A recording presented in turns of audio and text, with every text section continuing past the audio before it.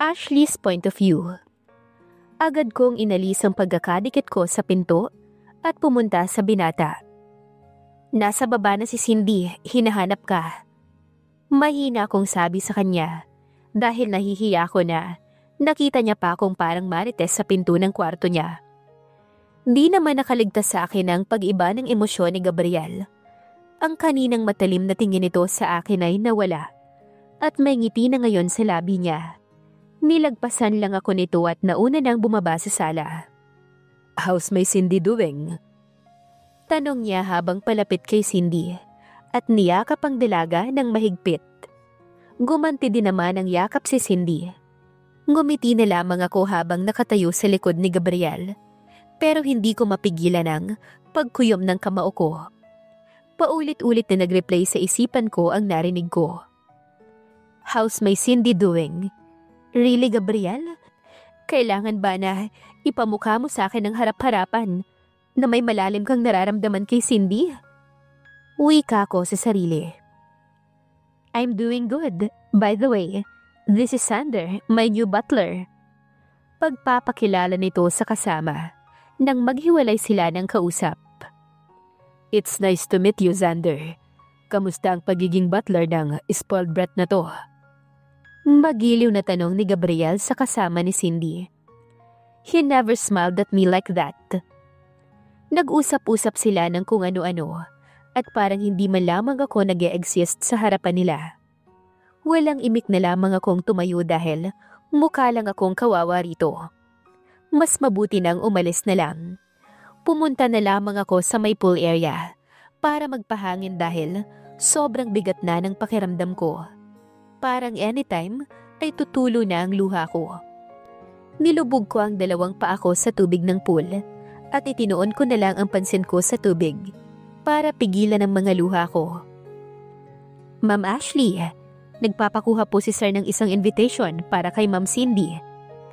Saad niya, Ate Michelle. Sige na, ako nang mag-aabot. Di ba nasa iyo pa? Hindi pa kasi nito na ibibigay sa akin ang mga kinuha nilang invitation ni Judy. Nasa maid's quarter po. Sumunod naman ako sa kanya hanggang sa makarating kami sa maid's quarter. Medyo natagalan kami dahil ang mga invitation ay may nakaprint na mga pangalan, kaya hinanap pa namin ang para kay Cindy. Nang makuha ko na inutusan ko si Ate Michelle na ilagay sa kwarto ko ang mga invitation at ako nang mag-aabot ng para kay Cindy. Pumunta ka, Cindy, ha? Aasahan ka namin, lalo na tong si Gabriel. Isama mo na rin tong si Xander. Sabi ko nang maiabot ko ang invitation sa dalaga. Kahit sumasagi sa akin ang narinig kong plano ni Gabriel, kung sakaling dumalo si Cindy sa kasal namin, ay pinagsawalang bahala ko na lang. Nagpakawala naman siya ng buntong hininga.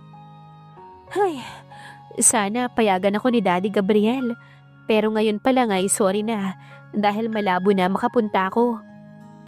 Bumaling pa to kay Gabriel at tumango naman ang isa.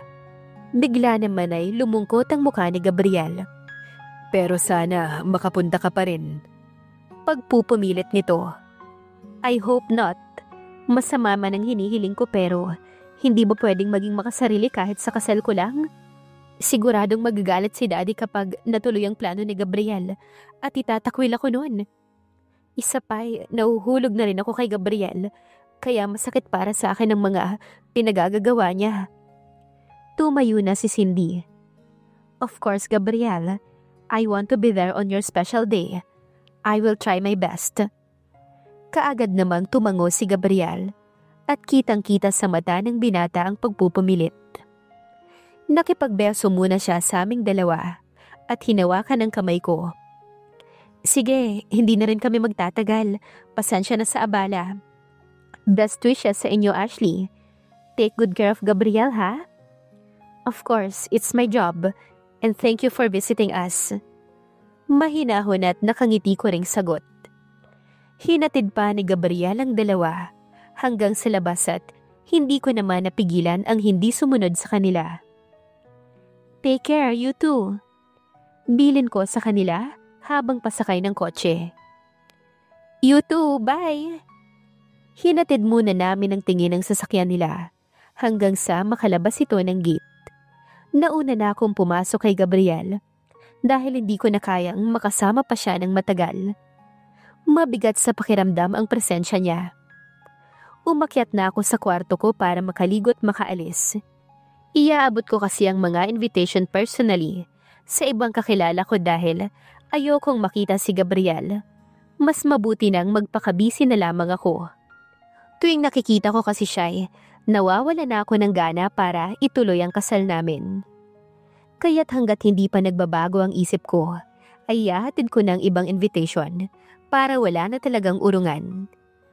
Nang matapos akong gumayat, ay hindi na ako nagpaligoy-ligoy pa dahil 20 invitation ang ibibigay ko personally. 3 na rin ng hapon at siguradong gagabihin ako kapag hindi pa ako umalis. Wala namang tao sa sala nang makababa ako. Pagbukas ko ng pinto para lumabas ay bumungad sa akin si Gabriel na papasok naman. Nakakailang hakbang pa lamang ako palayo sa kanya nang maramdaman ko ang paghawak niya sa braso ko. Where are you going? Nakakunot noong tanong niya. Pinakita ko ang naka-paper bag ng mga invitations. Ipapamigay ko na ang ibang invitations, personally. Tipid kong sagot. Lumuwag naman ang hawak niya sa bisig ko. Marami yan Mapapagod ka lang. Kay Jay ko na lang ipapagawa yan. Tumaas naman ang kilay ko sa sagot niya. Really, Gabriel? Sa halos 1 linggo kong pag-aayos ng kasal, ay ngayon mo lang naisip na tumulong? Thank you na lang pero wag na. Kaya ko naman. Isa pa, halata namang hindi ka interesado sa kasal natin. Baka nga masama pa ang loob mo habang pinapamigay itong mga invitations, kaya wag na lang. Natahimik siya sa mga sinabi ko.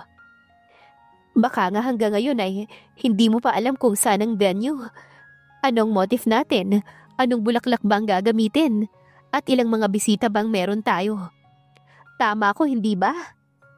Nagpupuyos kong sabi pero mahinahon pa rin ang pagkakasabi ko.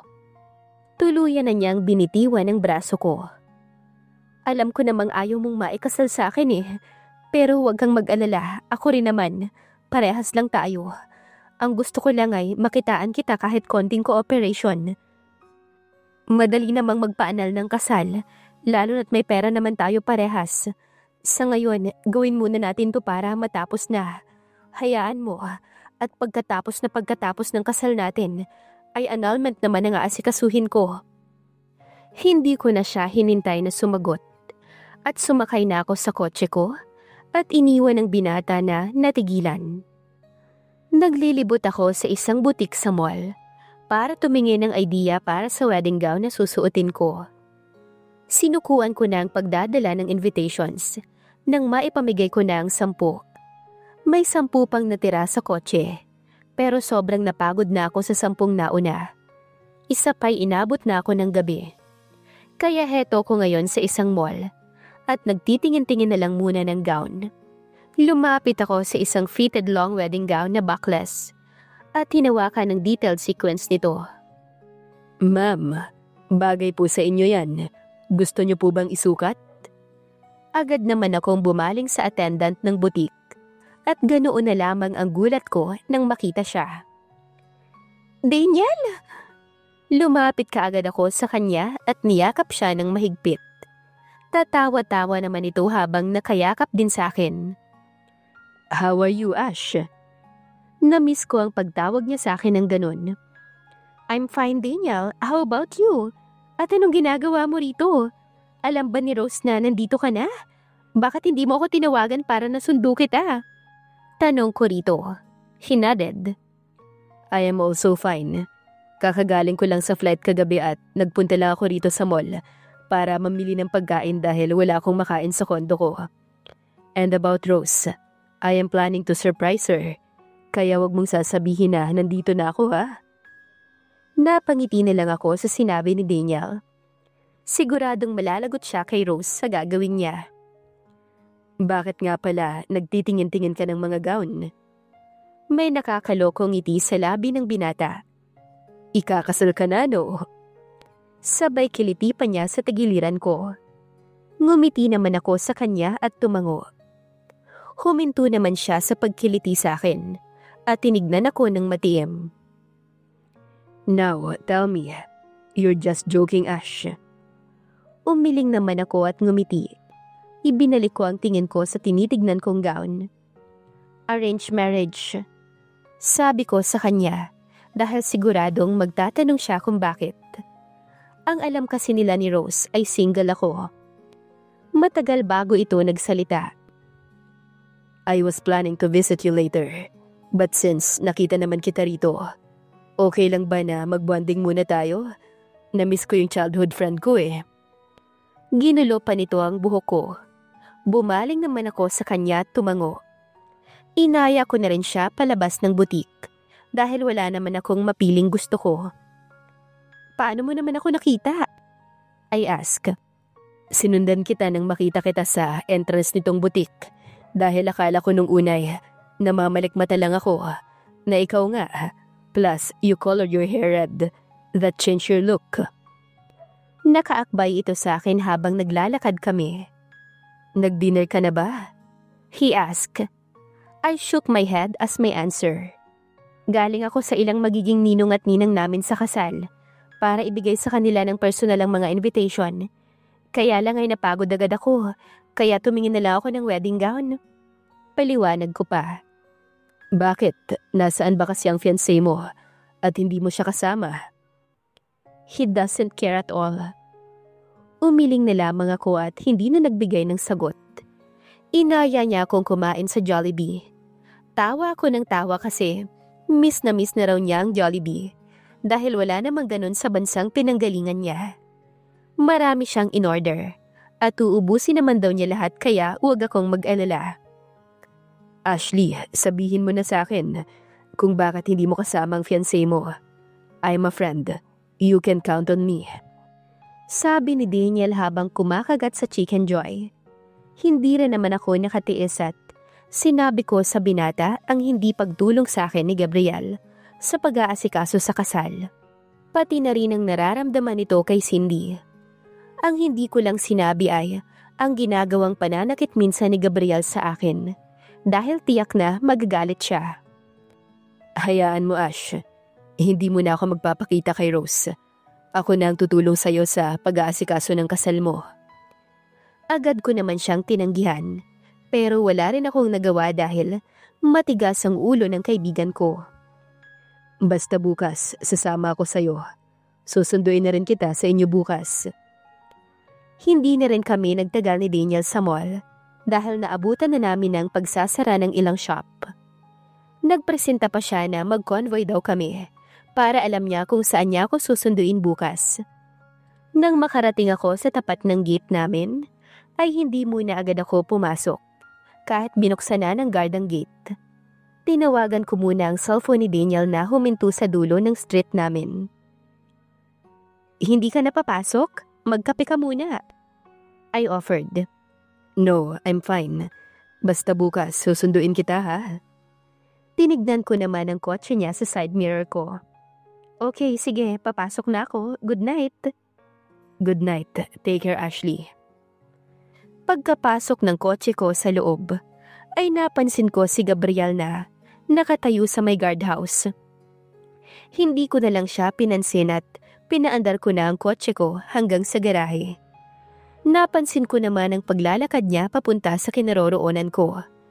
Kaya agad akong bumaba ng kotse ko at dali-daling pumasok sa loob ng mansyon para hindi niya ako maabutan.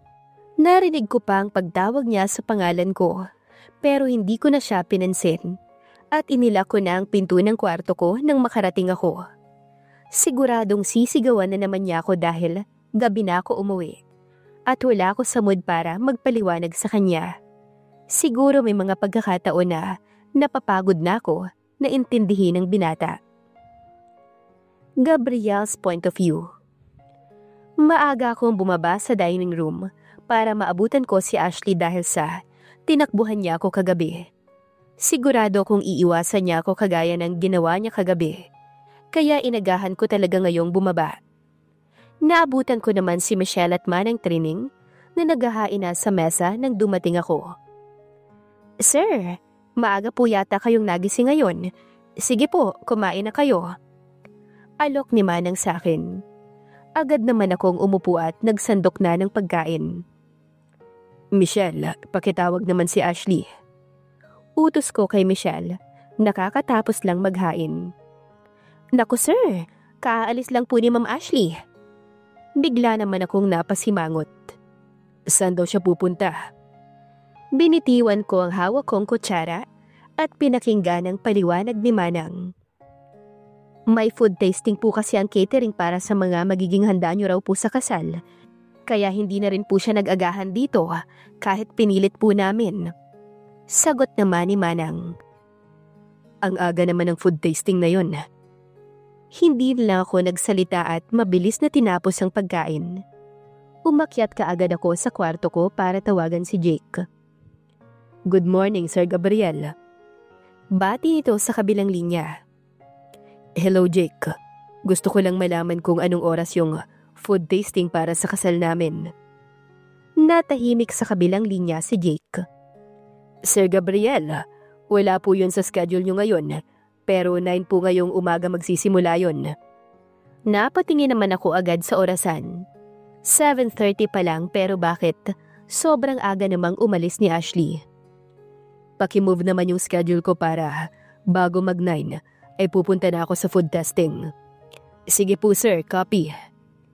Ini-off ko na rin ang tawag pagkatapos niyang ayusin ang schedule ko. Hindi na ako nagmuni-muni at agad akong gumayak para makapasok na sa opisina kahit na medyo maaga pa. 8 na ako bumaba ng kwarto ko para pumasok sa opisina. Nadaanan ko pa ang mga kasambahay na naglilinis ng bahay habang palabas ako. Pinaikot-ikot ko ang susi ng kotse ko sa daliri ko habang papunta sa garahe nang mapahinto ako nang makita ko ang sasakyan ni Ashley sa tabi ng sasakyan ko. Is she home? Pero wala namang nabanggit sila Judy na umuwi na si Ashley nang madaanan ko sila ngayon.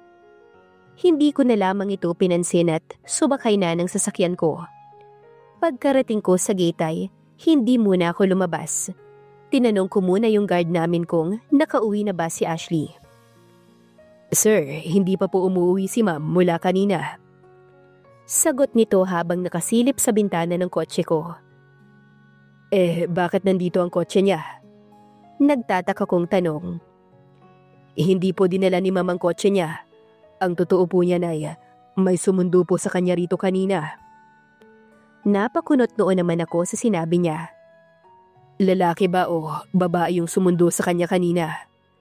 Ay, pasensya na po sir. Hindi ko po alam. Hindi po kasi bumaba yung sumundo kay ma'am kanina sa kotse. At sumakay po agad si Ma'am Ashley nang makahinto yung sasakyan dito sa tapat ng gate. He explained. Ganun ho ba? O sige, mauna na ako.